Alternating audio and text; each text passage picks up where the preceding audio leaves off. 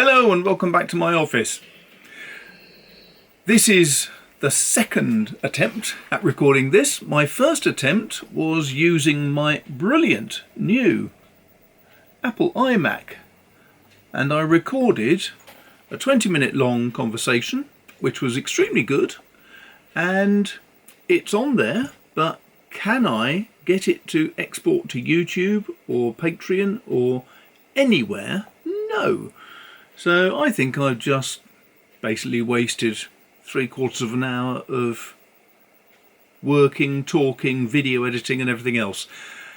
So this will be a little bit briefer, but the computer's wonderful. I love it to bits. I really adore it. It is fantastic. Very, very pleased. I've even managed to get the old computer's hard cards, because it hasn't got a hard drive, it has 2 hard cards, and they now sit in a little enclosure which you can probably see here. That has 2 terabytes of hard drive, which is terrifying.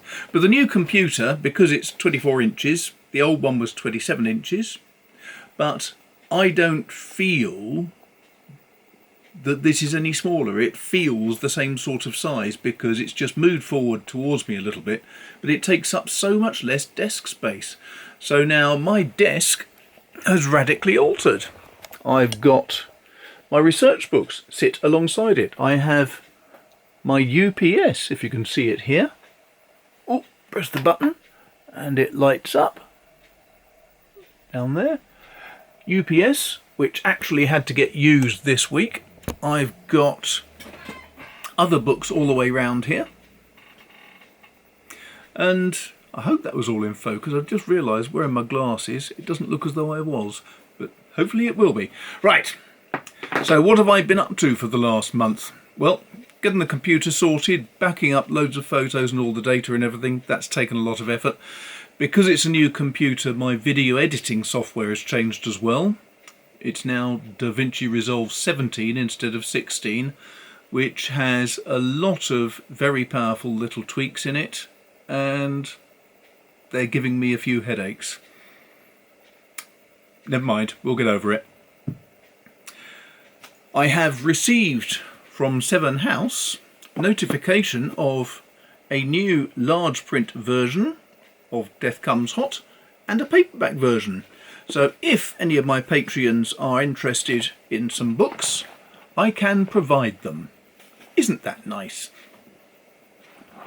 Now, what else have I been up to? I've been doing quite a lot of reviewing of books recently. My blog, writerlywitterings.com, has been left, really, for the last few years. And I've just decided I'm going to review books I really like. All the Lonely People by Martin Edwards, really, really good. Also his The Devil in Disguise, which is a fantastic book. Both really good crime books. If you haven't heard of Martin Edwards, he's the author of The Golden Age of Murder, which is a fantastic history of the Detection Club, which he's been mad keen on crime writing and crime stories for most of his adult life, but he's actually a very successful company lawyer. And he is now the president of the Detection Club. What a nice chap. But as well as books I've really enjoyed, I keep getting sent other books. Deborah Mogach, she's the lady that wrote The Best Exotic Marigold Hotel. Fantastic book, very good film, love it. This is disjointed, it's a bit of a mess. I always had a policy that I would not review books I didn't like, because I don't like James Patterson's books. I don't like Patricia Cornwell's books that I've read. I find them bad. I just cannot read them. I once tried to read Roses Are Red, James Patterson, couldn't get beyond page 100. I really did struggle. Patricia Cornwell, I worked really hard to get to page 100 and then I had to throw the book away from me. It was just dire, I thought. But both of those are very successful authors with a huge following. So clearly my judgment on those two is not in keeping with the rest of the population, shall I say. So if I don't like books, my view may not be that valid. So I'd prefer to just review books I really do like Martin Edwards, or Karen Maitland, or Dion Mayer. There are lots of books I really enjoy. However, I keep being sent books. The Black Dress by Deborah Morgach. Love in Colour by Bolu Baba Lola. And if I'm sent books by publishers to review, I think I have a duty to review them, but I have a duty also to be honest about them. Here's one.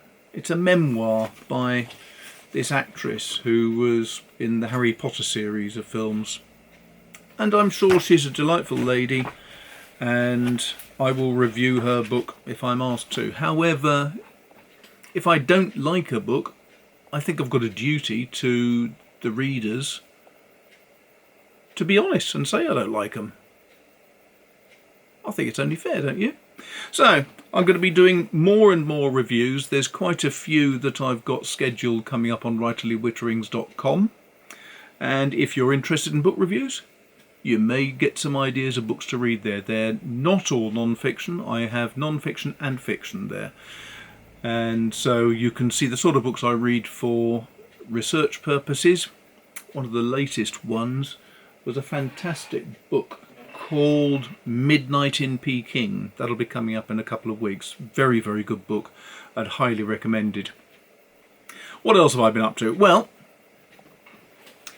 this room, my office, fabulous as it is, used to be a butcher's shop. And in the good old days, they would have all the meat set out on trays in this window here, which is very deep. We've actually had it cut back and had the wall dug out so that we've got a window seat there. So I can sit there and watch the world go by, or more commonly, my ridgeback can sit in the window staring out watching people. We've also got a second door going to the street there, as well as our front door, because that door was the shop door. And out at the back there is a barn, which was the fasting sheds. So basically, when cattle were brought here, they'd be brought down from one of the 3 local farms, they'd be put in the field opposite, over there, and left there until the slaughterhouse was ready, and then when it was ready, they'd bring the cattle through, keep them in the barn and fast them, so they'd be starved, because it's better to starve cattle before you kill them apparently, and then they'd go into the slaughterhouse one at a time, straight in through a little small door, which took them into a cattle crush, where there was food for them, and then as they went in, their head would go down to the food and a captive bolt would shoot them. So absolutely no worry for them. They didn't have to get into a truck and get driven 100 miles as they do now, because the nearest slaughterhouses are miles and miles away. So it's a much more humane way of treating the animals. But this shop, some years ago when we changed all the windows for double glazed and changed most of the doors as well, I had a stable door put there so that we can have the top half open, the dogs can be kept safely in here, but we had fresh air coming through. It seemed like a good idea. The trouble is, over the last 15 years the stable door has dropped, and the first I knew of it was last weekend when I tried to unlock the door and it couldn't unlock it. Eventually, after a lot of effort, I managed to unlock it, but then I discovered I couldn't lock it again. So I contacted the firm that sold us the door and the windows, and they said, we haven't got anyone free for 4 or 5 months. You'll have to wait. And if you can't wait, you'll have to pay to get a locksmith out. I thought, well, it can't be that difficult, so I just took the door apart and discovered there's one Allen key screw on each hinge which pulls the door up. So I tightened the Allen key, it went up like that, and now the door opens and shuts better than it used to when it was first fitted. So I think I need to sell myself now as a locksmith and professional door hanger. Makes sense to me. What else have I been doing? Well, the Writerly Witterings Pen Pals Club is doing well, and I actually got onto BBC Radio Devon to talk about them this week. I wrote to one of the local presenters and said, this is what I'm doing and people seem to like it, would you like me to come on and talk about it? And he said, yes, in about 3 months we've got a slot free. And then he called me later that afternoon and said, actually, could you come in tomorrow morning because someone's just dropped out? I said, yeah, sure. I went on thinking, I'll talk about pens, I'll talk about writing, fountain pens, all nice stuff like that. And no, I started chatting, but the other person who was on with me was a mad keen naturist, and all she wanted to talk about was how everybody would be much better off if they just walked about naked.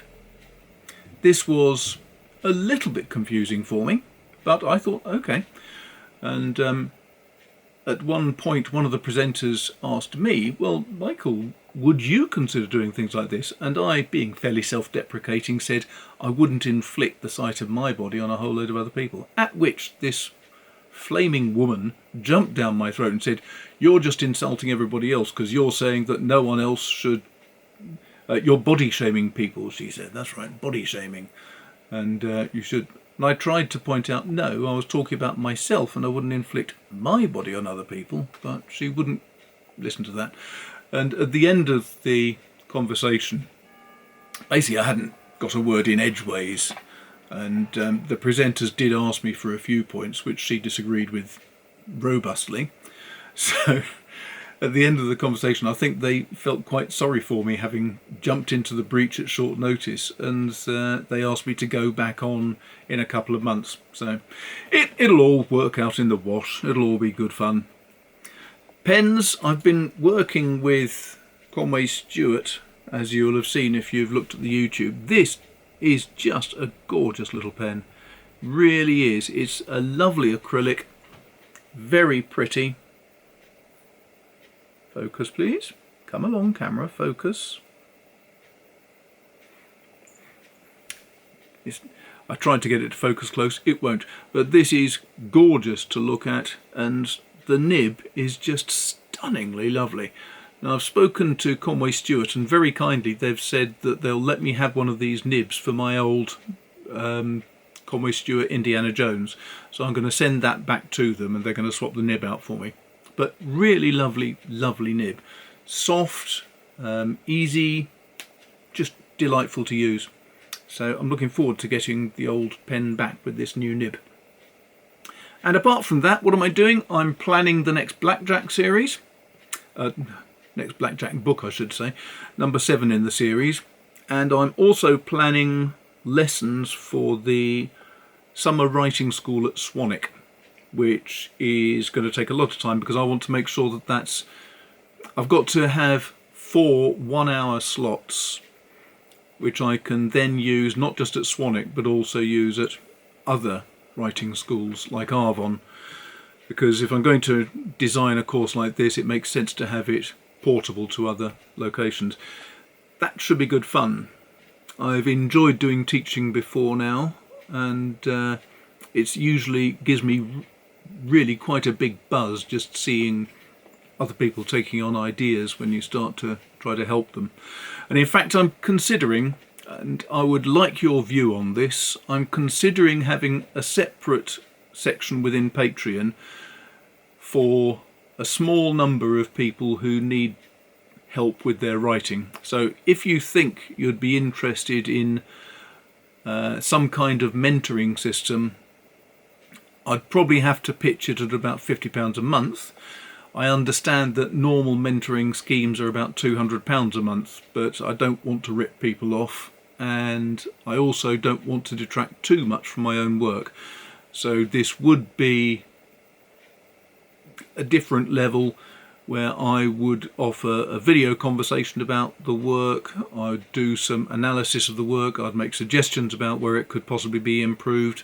Just basically looking at all of the different things so that anybody who is an aspiring writer can then get help and, with luck, get the benefit of my experience from being published. Don't know. Let me know if you think that would be interesting. And that, I think, having recorded this for a second time, that was a bit shorter, it was a bit sweeter, and I know I can edit this and put it on YouTube and thereby get it onto Patreon. Hope it was interesting. Thanks a lot for your patronage as ever. Thanks a lot for watching the video, and let me know what you think about the mentoring idea. Apart from that, enjoy your weekend, have great fun, and I'll see you soon. Take care.